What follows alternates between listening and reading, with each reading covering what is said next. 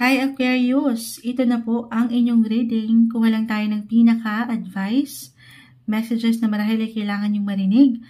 Especially dito sa darating na full moon, lunar eclipse in the sign of Pisces. Kuha tayo ng maaring maging epekto nito sa inyong buhay, life in general, tayo po general reading. Gamitin muna natin itong The Glow cards ni Sakura. Familiar ba kayo dito? The Glow, ngayon ko lang ulit ito magagamit. Pero kuha muna tayo ng panimulang baraha. Aquarius, cut natin ito this time into 3. Okay. Live na live tayo sa FB. Babalikan ko po kayo after nito. The Rain. Para may kanta yan. Ano yan? Rainbow. Hindi. Eto na. Time check, guys. Minsan, naghahang na si Moonchild. Almost 5 hours tayong live na. So, ayan. Eto na. Ano na yon? The Rain. Siyempre, ulan yan, Moonchild. Miss Charissa, babalikan kita maya-maya, Miss Charissa, napatingin ako sa ating. Tayo po'y live na live sa FB. Okay? Pero Aquarius. Claim natin, agad-agad ipapasok ko dito pa lang. May pagbuhos. Astrologically po kasi, etong darating na full moon lunar eclipse, in Pisces, it will highlight your second house of income, money, your wealth. Dalawa lang to. Siyempre, i-clarify pa natin. The Rain.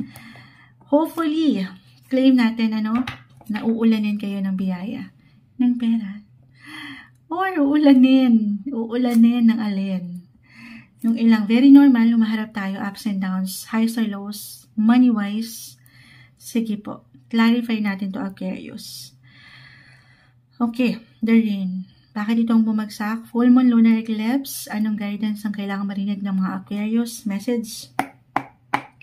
Aquarius. Anong kailangan marinig ng mga taong ito? Message. Ay, may bumabagsak na. The High Priestess. Ay pa tayo dyan.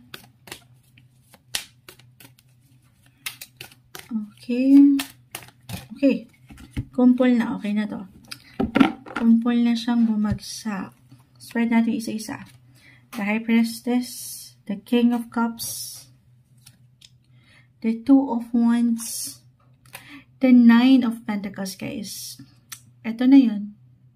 Uulanin ng biyaya. Claim na natin. The Rain, the Three of Swords, biyaya, at ng healing. Or bigla pumasok sa aking isipan, King of Cups, the High Priestess. May magpapaubaya. Or may pagpapatawad. May pagsabay sa ulan. Parang yung to Alam mo, dami kong gustong sabihin. Minsan, ang haba na ng readings natin, guys.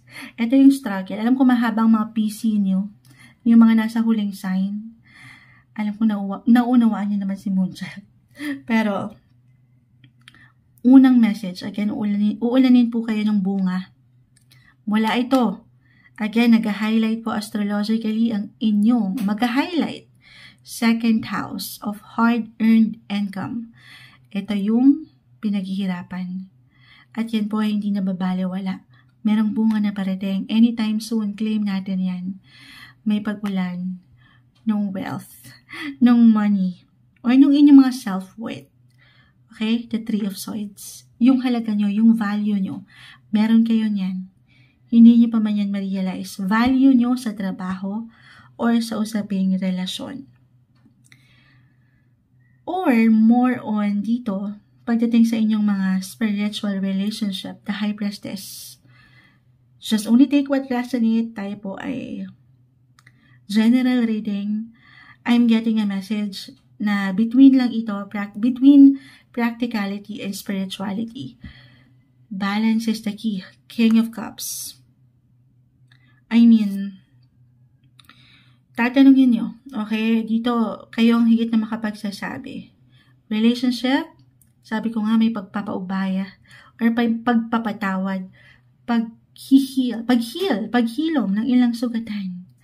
Ito, could be, ano yun mo child, could be physically, mentally, emotionally, the Three of Swords reverse.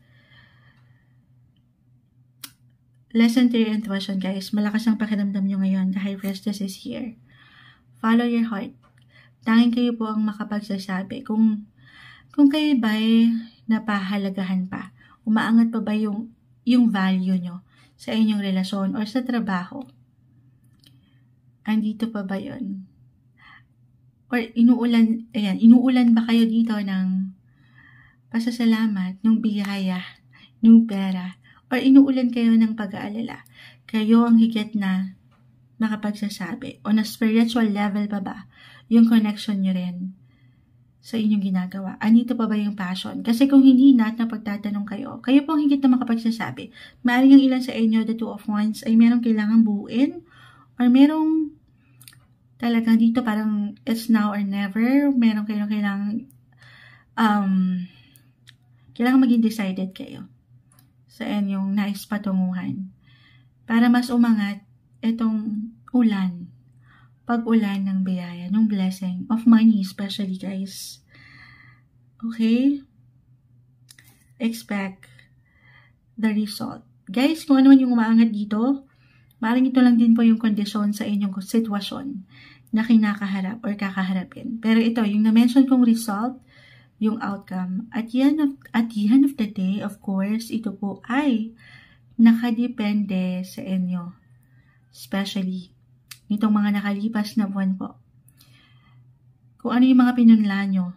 Kung alam nyo sa inyong mga sarili na meron na talaga kayong efforts, yung sipag, yung tiyaga na inilaan sa inyong relasyon, sa inyong trabaho, yan po ay hindi na mababaliwala. Ito na tayo, full moon.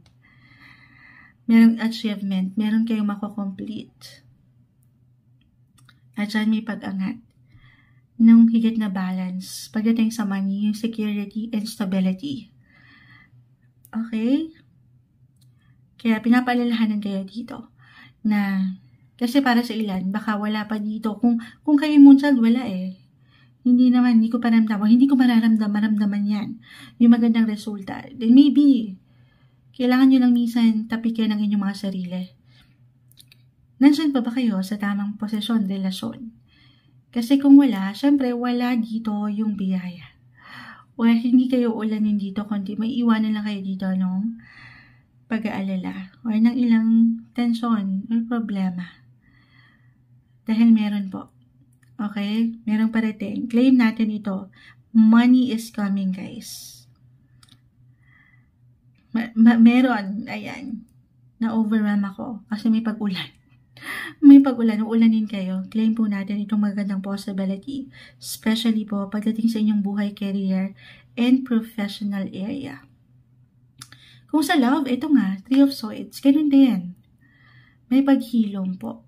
Or ito na yung sign para sa ilan. Sabi ko nga, kung kayo po ay, ito may decision po eh. Kayo po ba ay nasa isa pang relasyon na? Kung saan ay masaya talaga. Kayo ang higit na makapagsasabi sa part na ito. Follow your intuition, trust your intuition. Okay. Kasi ito, baka naman the rain, umiiyak na kayo. Iyak pala ito. Lumuluha ng ilan. So, deserve ba? Deserve ba ng enerhiya nyo yan? Or kailangan nyo nang magpaubaya? Kailangan nyo nang mag-move on. So, you can totally move forward, guys. Sa ilang magagandang possibility, namumunga kayo.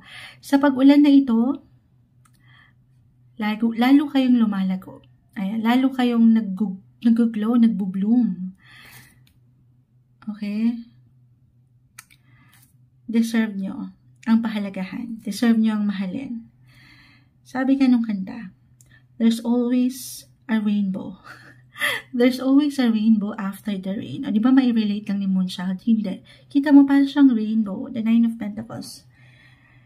May pag-bloom, may pag-glow up pa. Be ready sa ilang magagandang possibility. Pagdating sa usaping relasyon man, or buhay career para sa inyo, Aquarius.